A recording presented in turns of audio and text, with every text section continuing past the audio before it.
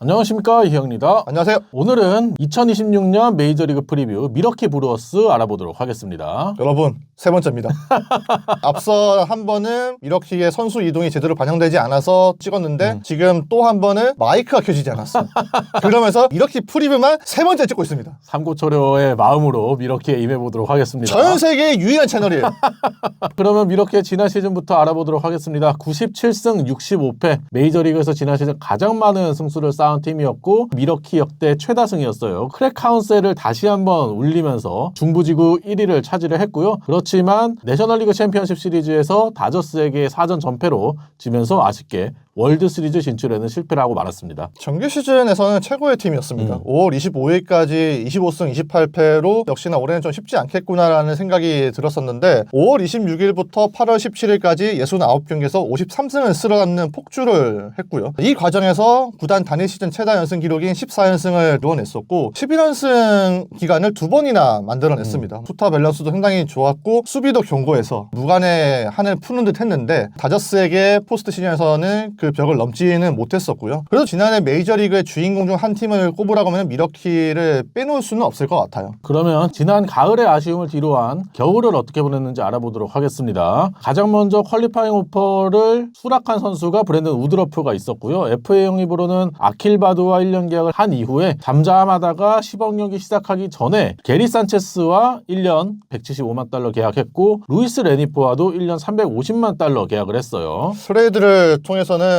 즉시 전력감 또 채웠지만은 팜도 채우는 모습이 있었습니다. 앙헬 셰르파와 스프로, 제트 윌리엄스, 카일 해리슨, 데이비드 해밀턴, 셰인 드루안을 데리고 왔고요. 마이너 계약으로는 딱히 눈여겨볼 만한 선수는 없었어요. 오히려 이탈자들이 굉장히 많았죠. 그러면 미러키의 오프 시즌 등급 매겨보도록 하겠습니다. 저는 C를 줬습니다. 프레디 페랄타가 FA 직전 시즌이었기 때문에 보내야 되는 거는 어쩔 수 없는 선택이었고 프레디 페랄타, 아이사 콜린스, 토바이어스 마이어스, 케일러 더빈 이런 선수들 보내면서 즉시 전력감으로 충분히 쓸 수 있는 젊은 선수들을 데려왔다라고는 하지만 그래도 프레디 페랄타를 비롯한 지난 시즌에 주축 선수들이 뛰었던 자리를 메우기에는 다소 역부족이라고 생각을 해가지고 C 이상은 주기가 어려웠어요. FA 시장에서 큰 움직임은 없었어요. 그 뒤에 영입들이 이루어졌지만은 오히려 빠져나간 전력들을 대비하는 모습이었고요. 트레이드를 한 이유는 납득이 됐습니다. 페랄타하고의 결별은 시간 문제였었고 더빈도 지금이 고점이라고 생각했던 것 같아요. 미러키는 팜에 유격수 유망주들이 있기 때문에 교통 정리를 좀 일찍 했다는 것뿐이지 더빈도 내줄 수는 있는 선수라고 봤었고요. 그런데 지난 시즌보다 전력이 떨어진 거는 부정할 수가 없었기 때문에 저도 C보다는 높게 줄 수는 없었습니다.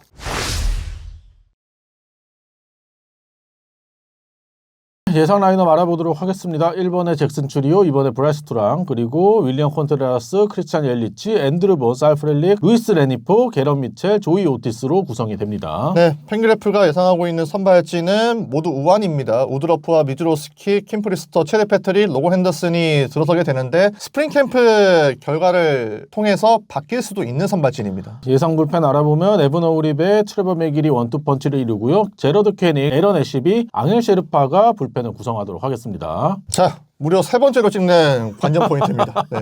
제 첫 번째 관전 포인트는 이별 극복 전문가입니다. 최근 미러키가 계속해서 핵심 전력들이 빠져나가고 있습니다. 조시 헤이더와 코빈 번스, 데빈 윌리엄스, 윌리 아담스, 그리고 올해는 프레디 페랄타와 케일러 더빈까지 이탈을 했습니다. 페랄타가 떠난 공허함이 굉장히 클 거라고 봐요. 미러키의 최고의 투수 중에 한 명이었었고 지난 몇 년간의 승리 기여도라든지 이닝 소화력, 다승 이런 부분에서 흠잡을 데가 없는 선수였는데 특히나 페랄타의 이닝 소화력은 타격이 클 수도 있다고 봅니다. 페랄타가 지난 2년 동안에 350과 3분의 2이닝을 소화를 했는데 같은 기간 미러키에서는 200이닝을 넘긴 투수도 없었고 가장 많은 이닝을 소화했던 투수가 마이어스였어요. 근데 마이어스도 페랄타와 더불어서 매치로 가지 않았습니까? 그래서 지금까지 후유증은 잘 넘어갔지만 미러키가 이렇게 이닝 소화가 되는 투수 2명을 떠나보냈다는 게 위험하게 보였고요. 그래서 부상에서 돌아온 우드러프라든지 미즈로스키, 로건 핸더슨, 스프롯 이런 젊은 투수들이 이제는 좀 더 많은 이닝을 소화를 해줘야겠죠. 미러키가 자체 피칭랩을 통해서 투수들의 능력을 최대한 끌어올리면서 좋은 효과를 봤습니다. 초고속 카메라로 수집한 데이터를 바탕으로 공의 회전축, 회전 효율성, 무브먼트 등을 분석을 해가지고 그 투수에게 가장 적합한 피칭 스타일을 제공을 하지 않았습니까? 그중 한 명이 지난해 프리스터였다고 봤었고요. 이 시스템이 올해도 효과를 보이면서 이름값에 의존하지 않는 그런 야구를 펼쳐야만이 미러키가 또 한 번의 이별을 극복할 수 있다고 봤기 때문에 첫 번째 관전 포인트로는 이별 극복 전문가를 썼습니다. 제 첫 번째 관전 포인트도 선발진에 관한 얘기인데 기회장입니다. 지금 40인 로스터에 등록된 선수 중에서 빅리그에서 한 시즌 25경기 이상 던진 선발 투수가 브랜든 우드러프밖에 없습니다. 프레디 페랄타, 호세 킨타나가 떠나면서 우드러프와 프리스터를 제외하면은 누구나 선발 로테이션에 합류를 할 수 있는 상황이 됐어요. 제이콥 미조로스키가 지난 시즌 초반에 센세이셔널한 활약을 펼치면서 올스타까지 선정이 됐지만 후반기 다소 부진했고 포스트 시즌에서도 불펜 투수로 등판을 하면서 확실하게 이번 시즌 보직이 정해지지 않은 상황이거든요. 이 선수도 구속은 빠르지만 커브를 제외한 서드 피치가 아직까지는 좀 미숙하다라는 평가를 받고 있기 때문에 선발진의 자리를 잡으려면은 서드 피치를 좀 더 끌어올려야 되는 과제가 있겠고요. 그리고 지난 시즌 데뷔에서 좋은 성적을 거뒀던 체드 패트릭과 로건 핸더슨 역시도 하위 선발을 맡아줘야 되는 선수들이고 그 밖에 프레디 페랄타 트레이드 때 데려온 브랜든 스프루트 역시도 지난 시즌 뉴욕 매치에서 이미 데뷔를 한 선수고 케일럽 더빈 트레이드 때 데려온 카일 해리슨도 샌프란시스코에서도 선발 등판을 했던 선수고 또 바로 미러키에 와서도 선발 등판을 할 수 있는 선수인데 지금 앞서 저희가 예상 로테이션에서 보여드렸듯이 전부 다 우완 투수로 구성이 되어 있거든요. 그쵸? 만약에 카일 해리슨이 이번 시범 경기에서 좋은 모습을 보여주면서 로테이션에 들어온다면 좌완 투수가 합류하는 좋은 결과를 낼 수 있고 카일 해리슨뿐만 아니라 좌완 투수로서 선발 로테이션에 합류할 수 있는 후보들이 더 있습니다. 불펜에 있는 에런 애쉬비와 디엘 홀 같은 선수도 마이너 시절에는 선발 수업을 받았던 선수들인데 불펜으로 뛰고 있는 선수들이거든요. 지금 미러키가 확실하게 이닝 히터가 없는 상황에서 선발에 뛸 수 있는 선수들을 최대한 갖춰놔야 되기 때문에 에런 애쉬비나 홀 같은 불펜으로 뛰고 있는 좌투수들도 시범 경기에 선발 테스트를 충분히 할 수 있을 것이라고 생각이 되거든요. 확실한 1, 2 선발이 정해져 있는 상황에서 나머지 자리는 무한 경쟁이기 때문에 햄 머피 감독과 프론트 오피스가 나머지 선발 투수들을 어떻게 골라내느냐가 중요할 것으로 보이고요. 물론 이렇게 선발 후보들이 많은 것이 장점이 될 수는 있지만 로테이션의 안정성이 떨어질 수도 있다라는 단점으로도 지적이 될 수 있거든요. 이 시범 경기 기간 동안에 빠르게 선발 로테이션을 정하면서 조금 더 안정감 있는 모습을 보여줄 필요가 있다고 생각합니다. 제 두 번째 관전 포인트는 협공 야구 확장으로 썼는데요. 이희영 위원이 얘기했던 부분과 상통하는 부분이 있습니다. 미러키가 지난 정규 시즌 때는 평균 득점 리그 2위 팀이었어요. 4.98점을 기록을 했죠. 홈런이 조금은 줄었지만은 더 많은 2루타를 통해서 장타를 상쇄를 했습니다. 지난해 미러키는 인플레이 타구를 굉장히 잘 만드는 팀이었어요. 잘 만든다는 게 많이 만든다는 것도 있었지만은 본인들에게 유리한 인플레이 타구가 많았거든요. 디테일에 중점을 두면서 작전 야구가 인플레이 타구가 늘어나는 부분과 잘 어우러졌어요. 희생번트도 많았고 번트 안타 그리고 내야 안타도 능수능란하게 생산을 잘해주면서 팀 도루 리그 1위의 기동력과 조화가 이루어지는 모습이었습니다. 올해도 이렇게 좀 서로가 협업을 통해서 득점력을 유지를 해야 되는데 작년보다 더 확장이 돼야 한다고 보고 있습니다. 마이너 팜에 있는 유망주들이 확실하게 성장을 해주면서 더 넓은 의미의 협공 야구가 이루어져야 한다고 보고 있고요. 그리고 마운드에도 이제는 이 방식이 나와줘야 된다고 보고 있습니다. 특정 선수 한 명이 페널타의 공백을 메우는 것은 쉽지 않다고 생각을 해요. 사실 로테이션의 규정 이닝을 책임질 수 있는 투수도 사실 보이지 않거든요. 그래서 뭐 이희영 위원이 얘기했던 대로 불펜의 자완 투수들이 선발 투수로도 나올 수 있다고 봅니다. 세르파, 카일 해리슨, 디엘 홀, 애쉬비 이런 선수들도 전부 다 선발 경험이 있는 투수들이기 때문에 이 투수들이 선발로도 올라오면서 무한 일색인 선발진의 약점을 보완해줄 수 있다고 보고 있고요. 어쨌든 올해는 미러키는 객관적인 전력만 봤을 때는 마냥 긍정적이진 않습니다. 하지만 작년처럼 팀원들이 공동의 목표를 가지고 협동심을 보여준다면 올해도 만만치 않은 팀이라고 생각을 하기 때문에 이 협공 야구가 또 넓은 의미로 확장이 되기를 바라고 있습니다. 제 두 번째 관전 포인트는 작은 고추가 맵다입니다. 미러키가 지난 시즌에도 보여줬던 야구가 올해도 이어져야 된다라는 얘기인데요. 이것 때문에 다시 찍은 겁니다.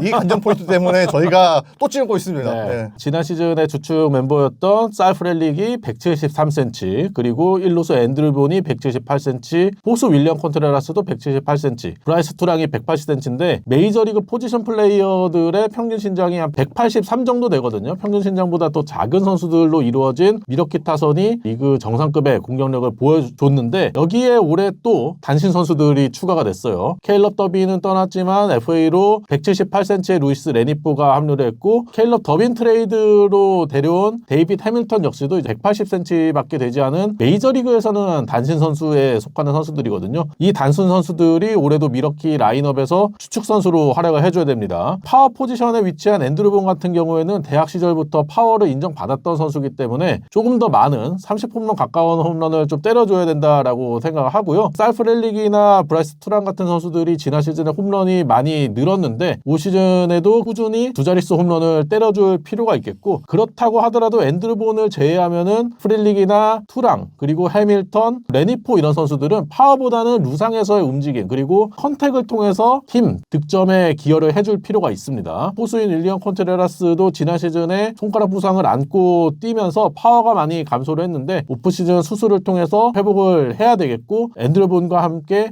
파워를 더해줄 수 있는 선수가 되어줘야 되기 때문에 미러키의 이 단신 선수들이 올 시즌에도 타선을 이끌면서 좋은 역할을 해줘야 된다라고 생각을 해서 두 번째 관전 포인트로 뽑아봤어요. 이희영 위원의 두 번째 관전 포인트가 저희 미러키 프리뷰의 핵심입니다.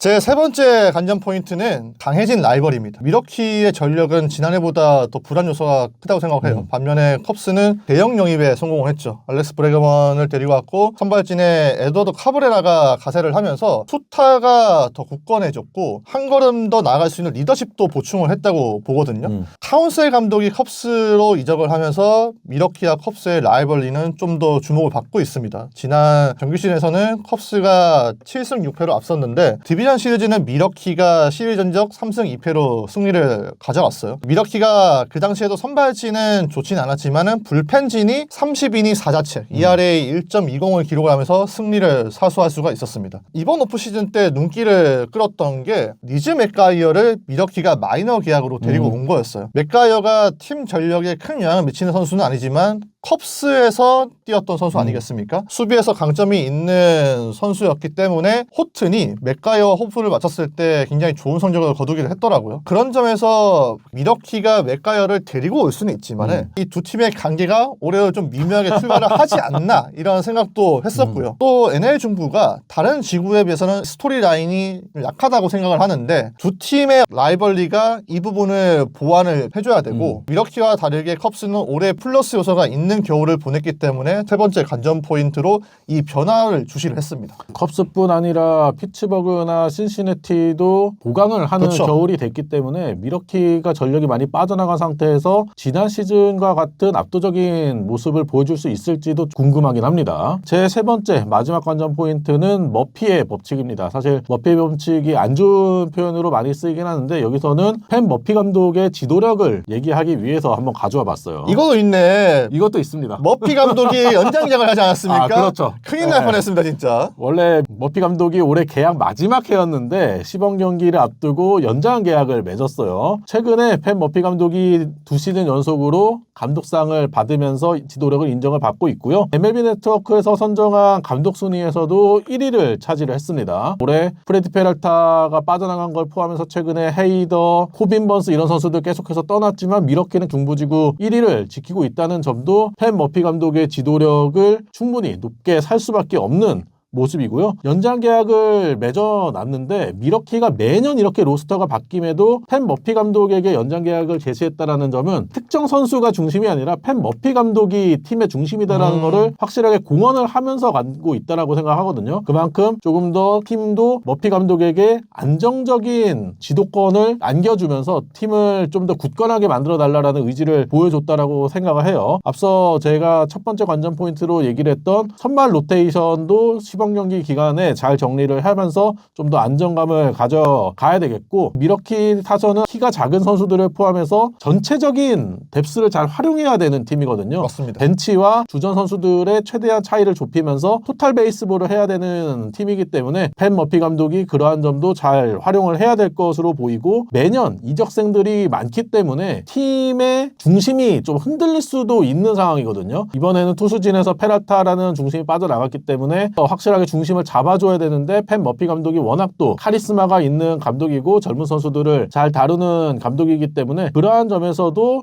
팬 머피 감독의 지도력이 올 시즌에 중요할 것이라고 생각이 되고, 이번에 뉴욕 매치에서 트레이드로 데려온 스프루트 역시도 머피 감독이 데려오자마자 전화를 해서 여기 와서 네가 아닌 다른 누군가로 변하려고 하지 말고 너 자신의 모습을 보여줘다라는 얘기를 하면서 스프루트의 자신감을 좀 더 끌어올리는 얘기를 했다고 하거든요. 이렇게 새로운 선수들의 적응도 돕는 머피 감독이 올 시즌에 다시 한번 컵스를 꺾고 중부지구 1위를 지켜낼 수 있을지가 궁금해서 관전 포인트로 뽑아봤습니다. 작년에 오티스가 아니란 그쵸. 플레이를 하면서 머피 감독이 경기에서 뺐잖아요. 근데 이분이 건투를 또 네. 잘하기 때문에 어려운 인물이거든요. 구단에서는 머피 감독에게 힘을 실어준 계약이 나왔는데 감독의 팀이 된 미러키가 올해도 이전과 같이 위기를 극복할 수 있을지가 정말 궁금하네요.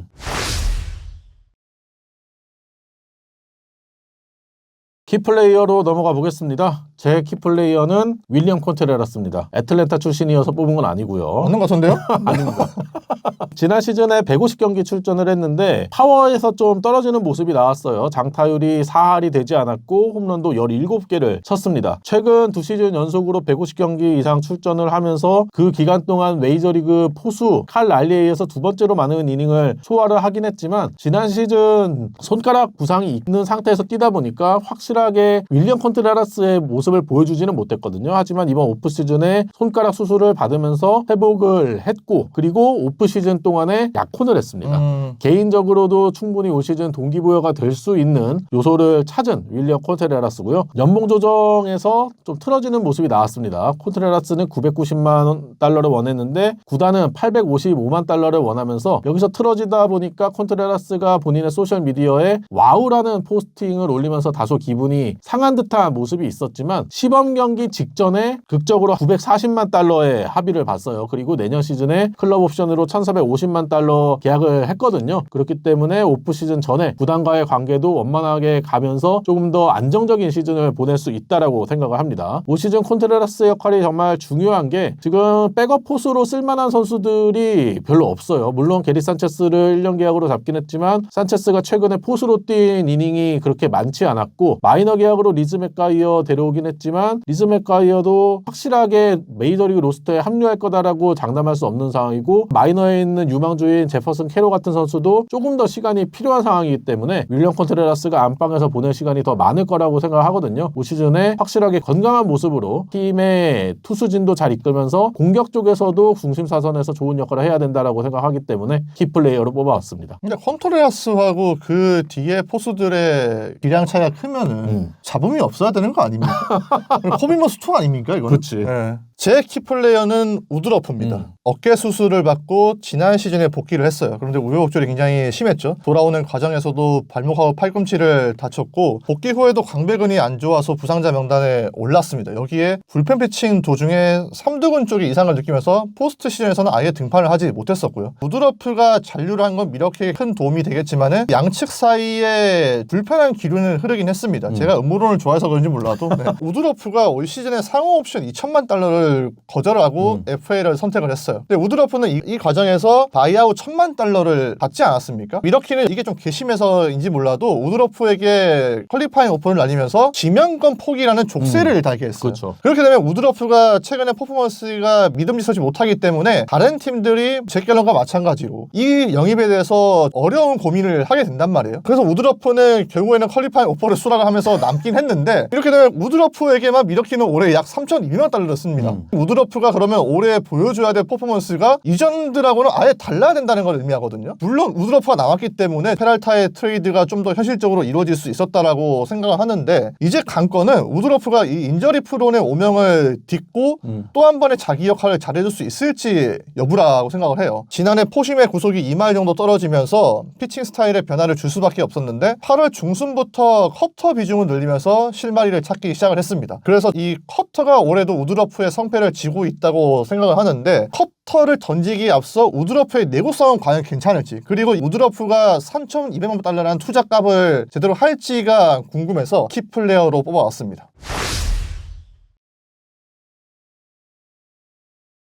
최고 최악 시나리오 알아보도록 하겠습니다. 제 최고의 시나리오는 지역 식당에서 첫 월드 시리즈 우승 기념 무료 음식 이벤트를 한답니다. 근데 구단은 돈을 안 쓰는데 왜 남들이 돈을 써야 됩니까? 구단도 이제 돈을 쓰겠죠, 그렇게 되면. 내부에 있는 선수들하고는 연봉 협상에서는 잡음이 없어야 되는데 그쵸. 마찰이 너무 많아요. 근데 팬들은 돈을 써야 돼? 그니까. 답답합니다 진짜. 지난해 미러키가 12연승 이상을 하면서 지역 그쵸. 식당에서 무료 햄버거를 배포를 했고, 그러면서 버거보이즈라는 별명이 붙었는데, 미러키가 정규 시즌도 중요하지만 결국에는 월드 시리즈 우승이 한 번도 없는 팀이다 보니까 월드 시리즈 우승을 하면서 새로운 이벤트가 열리는 게 가장 좋은 시나리오가 아닐까라 생각해서 얘기해봤습니다. 제 최고의 시나리오는 시카고 팬들 사이에서 왜 하늘은 컵스를 창단하고 그 뒤에 미러키까지 창단시켰는가라는 말이 나온답니다. 미러키가 제갈량이에요? 그렇죠. 네. 삼국지. 음. 네. 주유와 제갈량이죠. 컵스는 이렇게 보강을 했지만 미러키를 따라잡을 수 없다는 의미에서 한번 써봤습니다. 제 최악의 시나리오는 지구 순위에서 컵스만 위에 있는 게 아니다입니다. 지구 라이벌 말씀해 주셨는데 피츠버그와 신시내티도 소소하게나마 보강을 한 상태에서 사실 미러키가 전력 보강이 그렇게 잘 된 상황이 아니기 그치. 때문에 미러키보다 위에 더 많은 팀이 있다는 거는 최악의 시나리오가 아닐까라고 생각해서 얘기해봤어요. 컵스만 위에 있어도 사실 미러키 입장에서는 굉장히 불편할 텐데 그쵸. 지금 피츠버그 신시내티가 아무리 보강했다고 하더라도 그 위에 있다. 이거는 미러키 지난해 특유의 끈끈함이 없어졌다는 걸 의미하겠죠. 제 최악의 시나리오는 못 맞는 공에 한이 맺힌 투랑이 타격보다는 못 맞는 공에 집중한다. 잊을 수 없습니다. 지난 챔피언십 시리즈에서 투랑이 왜 그 공을 맞지 않았는가에 대해서 논란이 있었죠. 네. 이번에는 맞고 나가겠다 그냥. 네. 여기에 집중을 하면서 타격 성적이 떨어진다는 것을 의미합니다. 좀 재밌게 풀어봤습니다.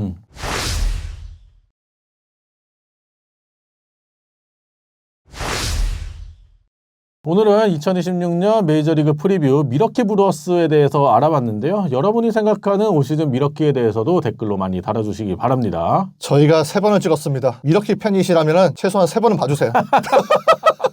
미러키 팬이 아니더라도 3번씩 봐주시면 감사드리겠고요. 구독과 좋아요 부탁드리고 다음 프리뷰 팀으로 인사드리겠습니다. 안녕.